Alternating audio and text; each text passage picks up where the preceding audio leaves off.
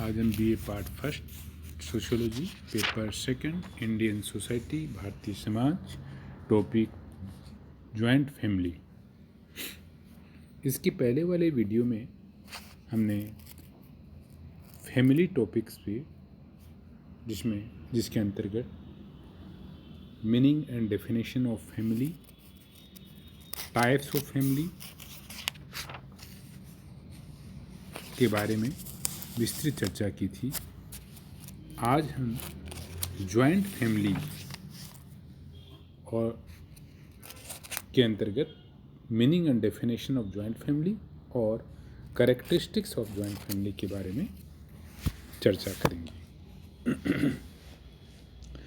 भारतीय सामाजिक संरचना की एक विशेषता के रूप में यहाँ संयुक्त परिवार का प्राचीन काल से ही महत्व रहा है। हिंदुओं के अलावा अहिंदू लोगों में भी संयुक्त परिवार की पारिवारिक व्यवस्था पाई जाती रही है। सामान्यतः संयुक्त परिवार हिंदुओं का विशिष्ट लक्षण माना जाता है। वास्तव में ये भारत में सर्वत्र ही प्रचलित है, क्योंकि यह हिंदुओं की भांति अनेक अहिंदू समुदायों में भी पाया जाता है। वह पारिवारिक संगठन जिसका हम वर्णन करेंगे, कुछ समुदायों में पितृसत्तात्मक है और कुछ में मातृसत्तात्मक है अथवा मातृवंशीय। भारत में परिवार का शास्त्रीय स्वरूप संयुक्त परिवार रहा है। ऐसा हिंदुओं की कुछ पवित्र पुस्तकों में उल्लेखित है तथा सदियों पुरानी इस भूमि पर यह स्वरूप प्रचलित रहा है।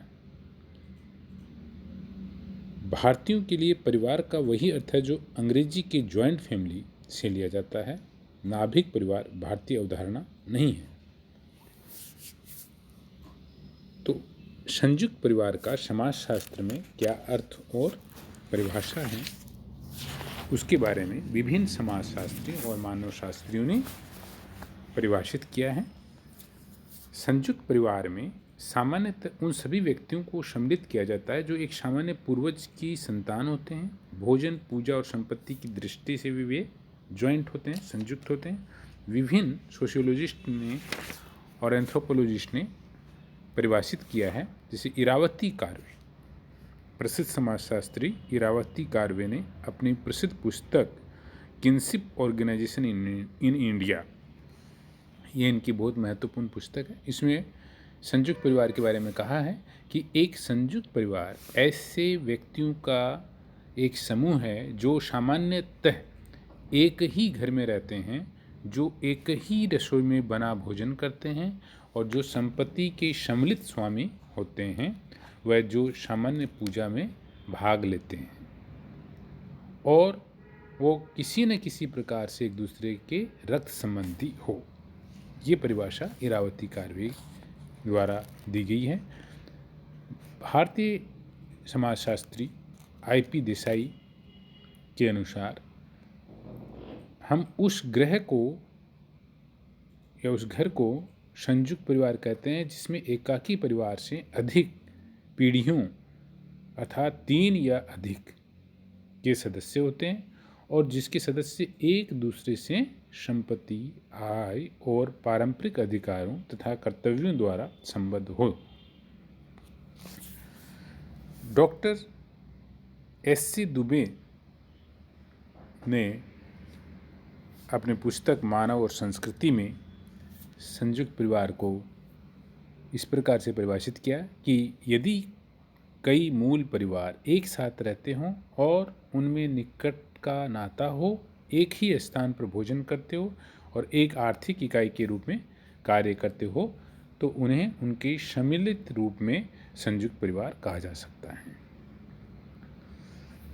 इस प्रकार Iravati Karve, IP Desai, doctor SC Dube की द्वारा प्रदत्त परिभाषाओं के आधार पर हम इस निष्कर्ष पर पहुंचते हैं कि संयुक्त परिवार ऐसे परिवार हैं जिनमें कई पीढ़ी के लोग एक साथ निवास करते हैं अथवा एक ही पीढ़ी के सभी भाई अपनी पत्नियों, विवाहित बच्चों तथा अन्य संबंधियों के साथ सामूहिक रूप से निवास करते हैं, जिनकी संपत्ति सामूहिक होती है। परिवार के सभी सदस्य भोजन उत्सव, त्योहार और पूजन में सामूहिक रूप से भाग लेते हैं और परस्पर अधिकारों और कर्तव्यों से बंधे होते हैं। तो भारतीय समाज की एक प्रमुख विशेषता भी है संयुक्त परिवार की। अब हम देखेंगे कि इसकी फीचर्स क्या हैं, फीचर्स ऑफ जॉइंट फैमिली। तो इसकी परिभाषा के या आधार पे ही कई फीचर्स आते हैं। जैसे पहला फीचर आया, विशेषता आई कि सामान्य निवास।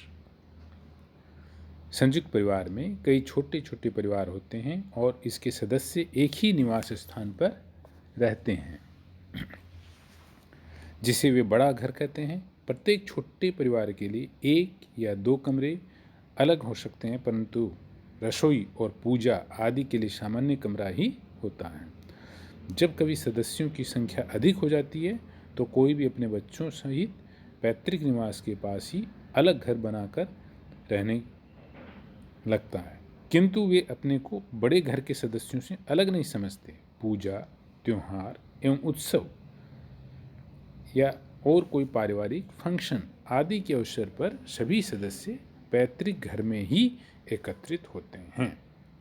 दूसरी विशेषता है सामान्य रसोई घर, जो महत्वपूर्ण विशेषता है संयुक्त परिवार की। तो संयुक्त परिवार के सभी सदस्य एक ही रसोई घर में बना भोजन करते हैं। कर्ता या अन्य बड़े पुरुष की पत्नी अन्य स्त्रियों की रसोई के कार्यों की देखभाल करती है। ऐसे परिवार में भोजन करने की भी कुछ प्रथाएं होती है जो बच्चों के समाजीकरण में योगदान देती है। किस अवसर पर क्या भोजन बनेगा, इसका निर्धारण भी परिवार की वयोवृद्ध स्त्री करती है। सामान्य संपत्ति। संयुक्त परिवार के सभी सदस्यों की एक सामान्य संपत्ति होती है, जिसमें सभी पुरुष जो एक पूर्वज के वंशज होते हैं हिस्सेदार होते हैं।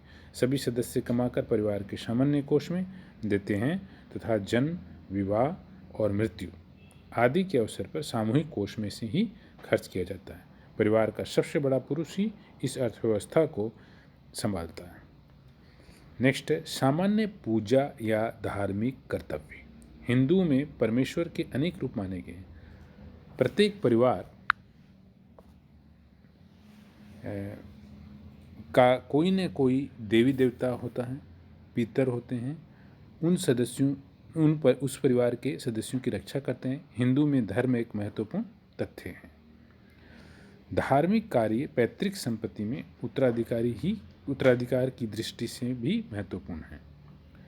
नेक्स्ट, रक्त संबंध से संबंधित। परिवार के सभी सदस्य परस्पर रक्त संबंधी होते हैं, किंतु पत्नियां विवाह संबंधी होती है। पितृसत्तात्मक परिवारों के संबंधों की गणना पितृपक्ष से की जाती है तथा मातृसत्तात्मक परिवार में मातृपक्ष से। एक संयुक्त परिवार में 3 या अधिक पीढ़ी के लोग सामूहिक रूप से निवास करते हैं। बड़ा आकार। एक संयुक्त परिवार में कई छोटे छोटे परिवार होते हैं तथा 3 या अधिक पीढ़ियों के साथ लोग साथ साथ रहते हैं, अतः इनका आकार न्यूक्लियर फैमिली या नाभिक परिवार या एकाकी परिवार से बड़ा होता है। कभी कभी तो इसके सदस्यों की संख्या 50-60 तक हो जाती है। नेक्स्ट पॉइंट, अधिकार और दायित्व। IP देसाई का विचार है कि संयुक्त परिवार के सदस्य परस्पर अधिकार और कर्तव्यों से जुड़े होते हैं। परिवार में छोटा व्यक्ति बड़ों के प्रति अपने कर्तव्यों का पालन करता है तथा बड़ा अपने अधिकारों का प्रयोग करता है। बीमारी, वृद्धावस्था और दुर्घटना के अवसर पर सेवा शुश्रूषा की जाती है। जन्म, विवाह एवं मृत्यु के अवसर पर एक दूसरे की आर्थिक सहयोग प्रदान किया जाता है। नेक्स्ट है सामान्य सामाजिक प्रकार्य। केम कपाड़िया का कहना है या विचार है कि संयुक्त परिवार में सामान्य सामाजिक कार्यों को महत्वपूर्ण माना है, अर्थात सभी सामाजिक कार्यों के लिए परिवार को एक व्यक्ति माना है और उसका प्रतिनिधि ही सारे परिवार की तरफ से भाग लेता है, जो अधिकांशतः मुखिया होता है, चाहे वह जाति पंचायत की सभा हो या किसी के यहाँ विवाह, मृत्यु भोज या उत्सव आदि में सम्मिलित होना हो।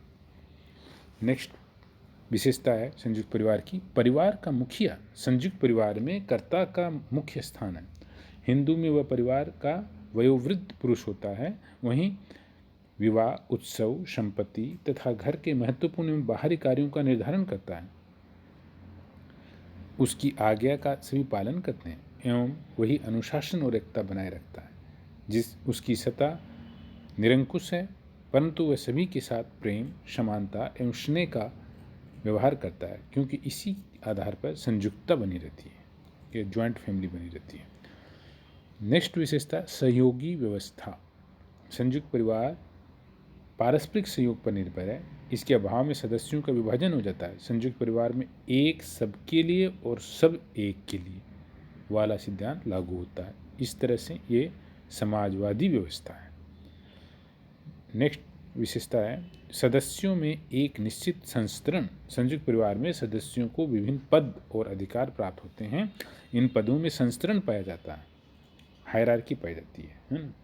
उच्चता एवं निम्नता का क्रम पाया जाता है। इस संस्तरण में सर्वोच्च स्थान कर्ता अर्थात मुखिया का होता है, परिवार के मुखिया का होता है, और उसके बाद कर्ता की पत्नी, फिर क्रमशः कर्ता के भाई और कर्ता के सबसे बड़े पुत्र, फिर छोटे पुत्र पुत्रियां, पत्नियां आदि का होता है।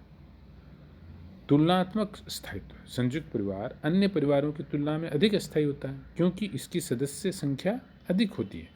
अतः कुछ सदस्यों के अलग हो जाने तथा मर जाने पर भी परिवार में स्थायित्व बना रहता है। सदस्य परस्पर अपने दायित्वों का निर्वाह कर परिवार की स्थिरता को बनाए रखते हैं। ऐसे परिवार में आर्थिक सहयोग के कारण भी स्थिरता बनी रहती है। साथ ही पीढ़ी दर पीढ़ी पारिवारिक संस्कृति का स्थानांतरण भी होता रहता है। अतः संयुक्त परिवार अन्य प्रकार के परिवारों की तुलना में अधिक स्थिर और अस्थायी पाया जाता है। और भारतीय संस्कृति की और समाज की एक मुख्य विशेषता में आती है संयुक्त परिवार होना। Thank you.